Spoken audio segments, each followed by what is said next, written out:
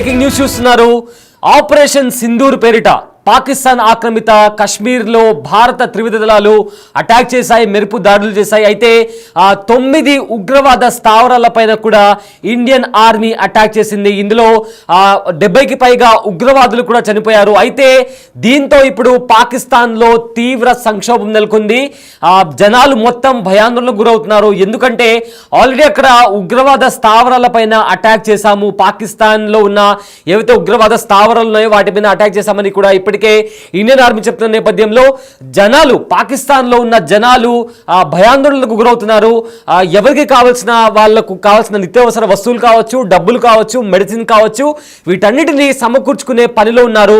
అయితే నేపథ్యంలో డబ్బులకు సంబంధించి ఏటీఎం దగ్గర, బ్యాంకుల దగ్గర క్యూ కడుతున్నారు. దానికి సంబంధించిన విజువల్స్ కూడా మీరు బిగ్ టీవీ స్క్రీన్ పైన చూడొచ్చు. ఎందుకంటే యుద్ధం వస్తే మనకు కావాల్సింది, ఒకవేళ ఏ ప్రదేశంలో అయినా యుద్ధం అనేది జరిగితే ప్రజలకు కావాల్సింది ఫుడ్, హెల్త్, ఇంకా ఏదైనా అవసరాల కోసం కొనడానికి డబ్బులు కావాలి.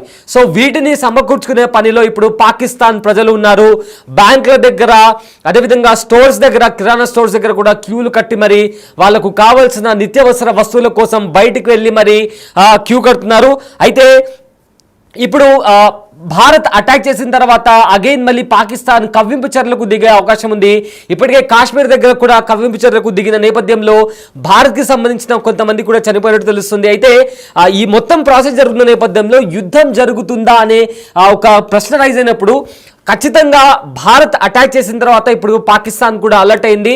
ఎవరైతే లీవ్స్ పెట్టి వెళ్ళారో వాళ్ళు కూడా తిరిగి రావాలని చెప్పి కూడా ఇప్పటికే పాకిస్తాన్ చెప్తున్న నేపథ్యంలో కంప్లీట్గా యుద్ధ వాతావరణం కనిపిస్తుంది. ఇన్ని రోజులంటే కేవలం అటాక్ జరుగుతుంది అనే పాయింట్ ఆఫ్ వ్యూలో నడిచింది. కానీ ఇప్పుడు ఏకంగా అటాక్ జరిగిన తర్వాత అక్కడ ప్రజలు భయాందోళనకు గురవుతున్నారు. అయితే ప్రపంచ దేశాలన్నీ కూడా పాకిస్తాన్ వైపు తమ విమానాలను తీసుకువెళ్ళొద్దని కూడా ఇప్పటికే హెచ్చరికలు జారీ చేశాయి. ఇండియా నుంచి ఏవైతే ఏరోప్లైన్స్ ఇతర దేశాలకు వెళ్తున్నాయో అవి పాకిస్తాన్ గుండా కాకుండా ఎన్ రూట్ తీసుకొని వెళ్ళమని కూడా చెప్తున్నాయి. ఒకసారి దానికి సంబంధించిన మ్యాప్ కూడా మనము బిగ్ టీవీ స్క్రీన్ పైన చూస్తున్నాము. ఏవైతే ఏరోప్లైన్స్ ఉన్నాయో పాకిస్తాన్ మీదుగా ఏ ఒక్క విమానం కూడా వెళ్ళట్లేదు. అక్కడ మీరు మ్యాప్లో చూసుకుంటే పాకిస్తాన్ మ్యాప్లో ఏవో 1-2 ఏరోప్లైన్స్ మాత్రమే కనిపిస్తున్నాయి తప్ప మిగతా ఇండియా నుంచి వెళ్లే ప్రతి ఏరోప్లేన్ కూడా పాకిస్తాన్ గుండా కాకుండా ఎన్ రూట్ చేసుకొని ఆ వే దూరమైనప్పటికీ కూడా పాకిస్తాన్ త్రూ ఒక్క విమానం కూడా వెళ్ళట్లేదు. అండ్ ఇంటర్నేషనల్లో కూడా చాలా మంది అంతర్జాతీయ దేశాలు కూడా పాకిస్తాన్ గుండా కాకుండా వేరే మార్గం ఎంచుకొని, ఒకవేళ ఆ మార్గం దూరమైనప్పటికీ వేరే మార్గం నుంచి వెళ్ళాలని కూడా ఇప్పటికే భారత్తో పాటు ఇతర అంతర్జాతీయ దేశాలు చెప్తున్నటువంటి పరిస్థితి కనిపిస్తుంది.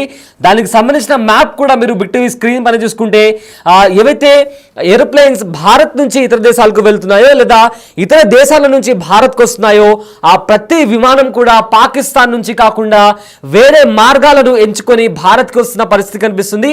అదేవిధంగా భారత్ నుంచి వెళ్ళిపోతున్న పరిస్థితి కనిపిస్తుంది. అంతే తప్ప పాకిస్తాన్ గగనతలంలో నుంచి వెళ్ళట్లేదు. అంటే యుద్ధ వాతావరణానికి సంబంధించి ఎంత భయానక దృశ్యాలు అక్కడ, ఏ రకమైన కేవ్స్ అక్కడ క్రియేట్ అయిందో మనం చాలా క్లియర్గా అర్థం చేసుకోవచ్చు.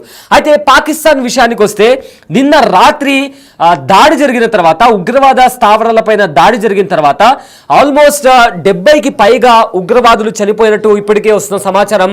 అందులో లష్కర్ ఎ తోయిబాకి సంబంధించి మహమ్మద్ అజహర్కి సంబంధించిన కుటుంబ సభ్యులు కూడా అందులో చనిపోయినట్టు కూడా తెలుస్తుంది. అయితే దానికి సంబంధించి ఇప్పటికే ఎవరైతే డాక్టర్స్ ఉన్నారో హాలిడేస్ పెట్టి, లీవ్స్ పెట్టి ఇళ్ళకి వెళ్ళిపోయారో వాళ్ళందరూ కూడా తిరిగి రావాలని ఇప్పటికే పాకిస్తాన్ గవర్నమెంట్ ఆదేశాలు జారీ చేసింది. ప్రజెంట్ అయితే అక్కడ తీవ్ర సంక్షోభం నెలకొంది. ఎందుకంటే ఏ క్షణంనైనా యుద్ధం రావచ్చు అనే సంకేతాలు చాలా బలంగా కనిపిస్తున్నాయి.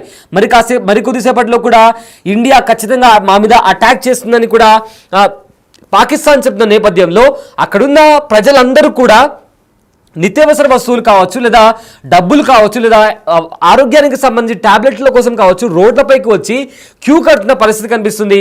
బిగ్ టీవీ స్క్రీన్ పైన కూడా మనం చూసిన విజువల్స్ కూడా ఒక బ్యాంక్ దగ్గర, పాకిస్తాన్లోని ఒక బ్యాంక్ దగ్గర ప్రజలు క్యూ కట్టి వాళ్ళకు కావాల్సిన డబ్బులు కూడా తీసుకొని ఇళ్లకు వెళ్తున్న పరిస్థితి కనిపిస్తుంది. అయితే ఏటీఎంస్ అన్ని ఖాళీ అయిపోయాయి.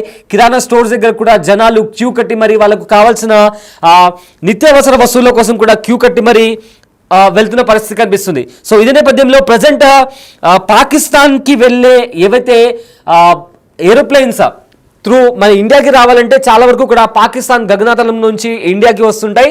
సో ఈ నేపథ్యంలో అంతర్జాతీయంగా కూడా ప్రతి దేశం కూడా పాకిస్తాన్ గుండా కాకుండా, అంటే పాకిస్తాన్ గగనతలం నుంచి కాకుండా ఎన్రూట్ చేసుకుని వేరే మార్గం నుంచి ఇండియాకి వెళ్ళాలని కూడా ఇప్పటికే భారత్తో పాటు ఇతర దేశాలు కూడా ఆయా ఏవైతే ఏరోస్పేస్ ఆర్గనైజేషన్స్ ఉంటాయో వాళ్ళని కూడా హెచ్చరిస్తుంది. అయితే భారత ఆర్మీ ఆపరేషన్ సింధూర్ పేరుతో నిన్న రాత్రి పాక్ ఆక్రమిత కాశ్మీర్లో 9 ఉగ్రవాద స్థావరాలపై మిసైళ్లతో విరుచుకుపడింది. అయితే పిఓకేను ఆనుకుని ఉన్న ఉగ్రవాద స్థావరాలపై Indian army, navy, air force బృందాలు మెరుపు దాడి చేశాయి. ఈ దాడుల్లో 100కి పైగా ఉగ్రవాదులు హతమైనట్లు తెలుస్తోంది.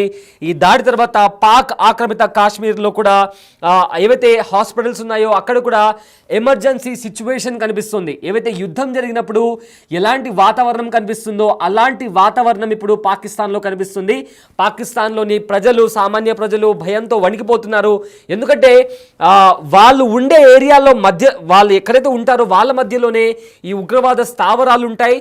ఏవైతే వాళ్ళ టెర్రర్ క్యాంప్స్ ఉంటాయో అవి కూడా సామాన్య ప్రజలు ఉండే చోటనే ఉంటాయి. కాబట్టి ఎప్పుడు ఏం జరుగుతుందా అనే భయంతో అక్కడి ప్రజలు భయపడుతున్న పరిస్థితి కనిపిస్తుంది. అయితే నిన్న జరిగిన దాడి తర్వాత ఇండియన్ గవర్నమెంట్ కానీ ఇండియన్ ఆర్మీ ఇచ్చిన ఇన్ఫర్మేషన్ ప్రకారం సెలెక్టివ్గా సర్వైలెన్స్ చేసి ఉగ్రవాద స్థావరాల పైన అటాక్ చేశాము. పాకిస్తాన్ మిలిటరీ పైన కానీ లేదా ఇతర భవనం పైన కానీ అటాక్ చేయలేదు. ఏవైతే ఉగ్రవాద స్థావరాలు ఉన్నాయో వాటిని పక్కాగా సర్వైలెన్స్ చేసి వాళ్ళ హైడౌట్స్ని పక్కాగా గుర్తించి ఎగ్జాక్ట్గా పిన్ పాయింట్తో వాళ్ళపైన దాడి చేశామని కూడా ఇందాక జాయింట్ ప్రెస్ మీటింగ్లో కూడా బ్రీఫింగ్ ఇచ్చారు ఇండియన్ ఆర్మీకి సంబంధించిన ఆఫీసర్స్. సో ఈ నేపథ్యంలో ఏదేమైనప్పటికీ అక్కడ ఉండే ఉగ్రవాద స్థావరాలు అక్కడ ఉండే సామాన్య ప్రజల మధ్య ఉంటారు. కాబట్టి పాకిస్తాన్ కూడా ఉగ్రవాదులను పెంచి పోషిస్తుంది. కాబట్టి ఒకవేళ దాడి జరిగితే ఆ దాడిలో బై ఛాన్స్ అది సామాన్య ప్రజలపైన కూడా నేరుగా ఎఫెక్ట్ అయ్యే అవకాశం ఉంది. అందుకే అక్కడి ప్రజలు కూడా నీళ్ళ కోసం, మెడిసిన్స్ కోసం, అదేవిధంగా డబ్బుల కోసం ఒకవేళ నిజంగా యుద్ధం జరిగితే ఇవన్నీ అప్పటికప్పుడు తీసుకోవడానికి వీలు అవుతుందో కాదో అన్న నేపథ్యంలో జనాలు బయటకు వచ్చి ఏటీఎంస్ దగ్గర క్యూ కడుతున్న పరిస్థితి కనిపిస్తుంది. అయితే మొత్తం మీద నిన్న జరిగిన దాడి తర్వాత పాకిస్తాన్లో హై అలర్ట్తో పాటు ఎమర్జెన్సీ సిచ్యువేషన్ కనిపిస్తుందని చెప్పుకోవచ్చు.